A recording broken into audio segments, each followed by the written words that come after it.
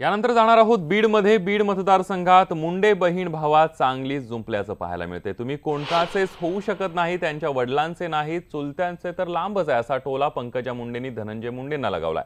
तुम्ही तुमच्या बापाचा पंडित अण्णांचा साधा चौथरा बांधला नाही, असा सवाल पंकजा मुंडे यांनी धनंजय मुंडे यांना उपस्थित केला।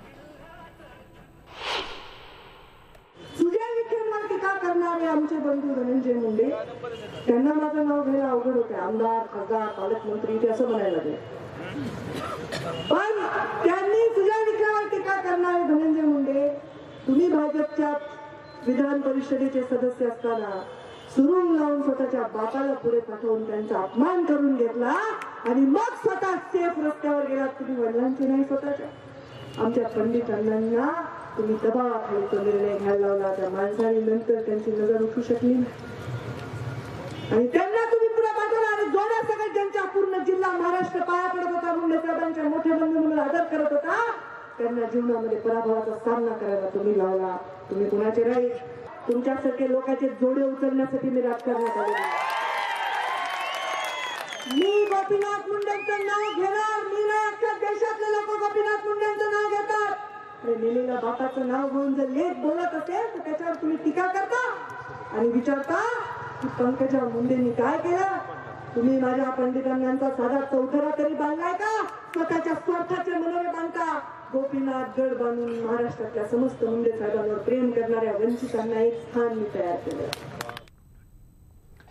मुंबई काँग्रेसचे नवनियुक्त अध्यक्ष मिलिंद देवरा यांनी सकाळी सिद्धिविनायकाचं दर्शन घेतलं। त्याचबरोबर विघ्नहर्ता सर्व व्यवस्थित करतो आणि मुंबई काँग्रेसमधले मतभेद आता इथून पुढे नसतील, असं त्यांनी विश्वास व्यक्त केलाय।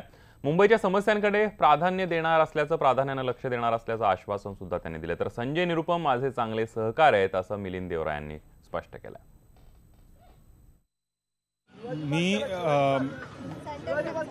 सिद्धिविनायक दर्शन घेऊन मला पूर्ण खात्री आहे की सर्व नेते, काँग्रेस पक्षाचे सर्व नेते, सर्व कार्यकर्ता आणि मुंबईमध्ये राहणारे सर्व रहिवाशांचा काँग्रेस पक्षाला पुन्हा एकदा आशीर्वाद मिळेल आणि पुन्हा एकदा आम्ही निवडून येऊ। सर, असं म्हणलं जातं की मुंबई अध्यक्ष बसल्यावर अनेक जण वेगवेगळे संकट आणतात, तर संकट मोचकाकडनं काय मागणं विषय? अजिबात नाही, आम्ही सर्व एकत्र येऊन काम करणार आहे, मला पूर्ण खात्री आहे। अच्छा, येणाऱ्या निवडणुकीत लोकसभेच्या चांगला परफॉर्म करणार 100%, मला खात्री आहे। तर शरद पवार यांच्या मध्यस्थीमुळे काँग्रेसने चंद्रपूरचा उमेदवार बदलला, असा गौप्यस्फोट काँग्रेसचे उमेदवार बाळू धानोरकर यांनी केलाय। त्यांच्याशी या संदर्भात बातचीत केली आमचे प्रतिनिधी महेश तिवारी यांनी। तुमच्या उमेदवारीचा जो तिढा होता खूप लांबला होता आणि शेवटी तुम्हाला हे यश मिळालं, काय म्हणाल? नाही, पक्षश्रेष्ठीने मला आदरणीय अशोकजी चव्हाण यांनी मला शब्द दिला होता की तुला उमेदवारी आम्ही देऊ, आणि त्या संदर्भामध्ये मी पक्षाचा राजीनामासुद्धा दिला, पदाचा राजीनामा दिला आणि आधीच एक नाव डिक्लेअर होऊन गेलं होतं। मग ते बाहेरचा उमेदवार म्हणून लोकांमध्ये एक चळवळ निर्माण झाली। आदरणीय अशोक चव्हाणांनी किंवा वडेट्टीवारांनी किंवा सुभाषजी धोटे यांनी किंवा मी इथे जिल्ह्यामध्ये सांगितलं नाही की या पद्धतीचं तुम्ही आक्रमण करा किंवा म्हणजे या पद्धतीने तुम्ही वागणूक करा की पक्षश्रेष्ठींना बांधिलकी झाली पाहिजे। पण लोकांना इथं आग्रह होता, लोक त्रस्त आहे मागील 20 वर्षापासून। त्याच्यामध्ये पक्षश्रेष्ठीने निर्णय घेतला, त्यांना वाटलं की बाळू धानोरकर हा योग्य माणूस आहे, याला दिलं पाहिजे। मला एक सांगा की तुम्ही आता पत्रकार परिषदेत सांगितलं की राष्ट्रवादी काँग्रेसला ही जागा द्या अन्यथा तुम्हाला उमेदवारी द्या, असं शरद पवार राहुल गांधींशी बोलले, तर नेमकं याच्यामध्ये काय कशा पद्धतीने हे झालं असेल? याच्यामध्ये विषय हा होता की बाळू धानोरकर सारखा सक्षम उमेदवार तुम्ही सोडू नका।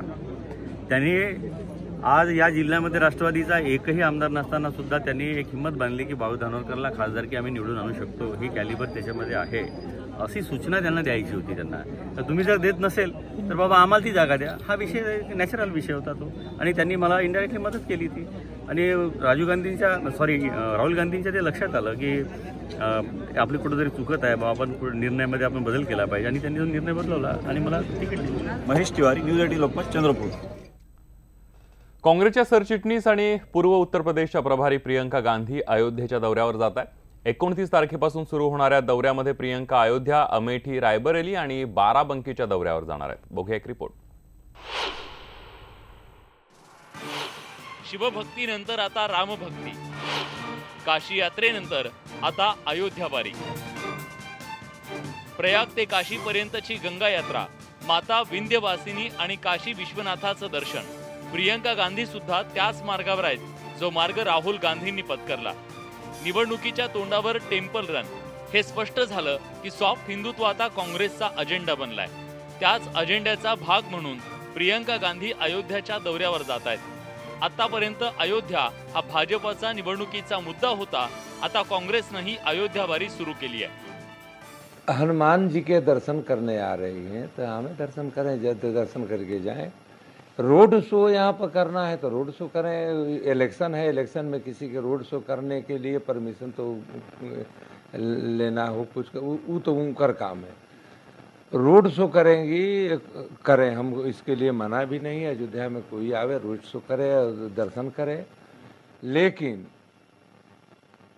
जो चाहिए कि यह नेता बनने के, तो नेता बनने के चान्स इनको नहीं है. प्रियंका यांच्या दौऱ्याच्या आधी अयोध्येत त्यांचे पोस्टर्स लागले. त्यावर राहुल गांधीही दिसतायत. त्यात प्रियंकांना रामभक्त दाखवण्यात आलंय. पण प्रियंकांची ही अयोध्या यात्रा भाजपला रुचलेली दिसत नाहीये. त्यांच्या अयोध्या दौऱ्याची भाजप राजकीय पर्यटन म्हणून संभावना करताय. प्रियंका गांधी जी इस समय जो है वो पॉलिटिकल पर्यटन पे निकली हुई हैं, सियासी सैर पे. और उस सियासी सैर में वो कभी गंगा जी में घूम रही हैं, कभी जो है वो कहती हैं हम अयोध्या जाएंगे, तो कभी कहीं और जाएंगे. ये जो पॉलिटिकल पर्यटन है वो केवल इसलिए है कि इस देश में कॉन्ट्रैक्ट प्राइम मिनिस्टर तैयार किया जाए, परफेक्ट प्राइम मिनिस्टर नहीं.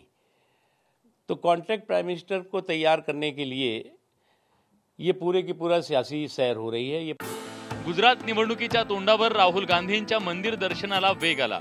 सोमनाथचा वाद झाल्यानंतर राहुल गांधी जानवं घालणारे हिंदू असल्याची घोषणा करून काँग्रेसनं हिंदुत्व अधोरेखित करण्याचा आटापिटा केला. मध्य प्रदेश, राजस्थानातही मंदिरांना भेटी देण्यात राहुल गांधींनी कुठलीच कसर सोडली नाही. आता 2019च्या निवडणुकीत राम मंदिराचा मुद्दा मागे पडला असला तरी हिंदू मतं आपल्याकडे वळवण्यासाठी काँग्रेसला रामाचा धावा महत्त्वाचा वाटतोय. हिंदुत्वाचा हा जागर काँग्रेसला भाजपसारखेच अच्छे दिन आणणार का याचा फैसला काळच करेल. Bureau report, news 18 Lokmat. महाराष्ट्राच्या लोकसभा निवडणुकीत 1-2 नव्हे तर तब्बल 6 ठिकाणी सुनेत्रा पवार यांचे नातेवाईक निवडणुकीच्या रिंगणात आहे. ते कसे ऐकूयात सुप्रिया सुळे यांच्या तोंडून. आणि बुलेटिनमध्ये ब्रेकवर जाता आता पाहूयात लय भारी सेगमेंट.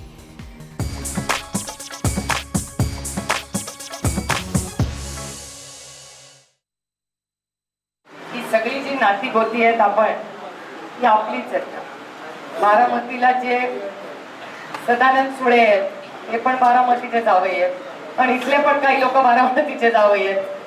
आणि हे लग्न जुळवण्यात सगळ्यात मोठं योगदान, माझं लग्न जुळवण्यात सगळ्यात मोठं योगदान बाळासाहेब ठाकरेंचं होतं. आणि इथलं लग्न जुळवण्यात सगळ्यात मोठं योगदान सुनेत्रा पवारांचं होतं, आमच्या वहिनीच.